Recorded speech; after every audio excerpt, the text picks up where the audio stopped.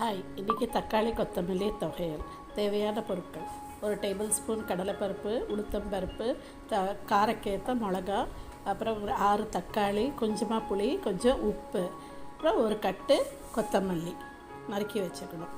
அதுக்கப்புறமா கொஞ்சம் எண்ணெய் விட்டுன்ட்டு இந்த பருப்பு மிளகா நல்லா வறுத்து பொரித்து எடுத்து பக்கத்தில் எடுத்து வச்சுக்கணும்.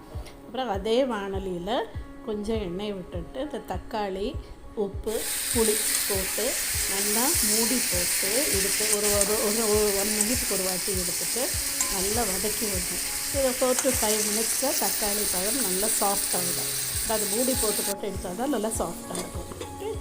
அதுக்கப்புறமா இதை தனியாக எடுத்து வச்சுக்கணும். ஒரு மிக்ஸி ஜாரில் கடலைப்பருப்பு, மிளகா, கொத்தமல்லி போட்டுட்டு ஃபஸ்ட்டு ஒரு 2-3 பல்ஸ் விட்டுக்கணும். இந்த மாதிரி.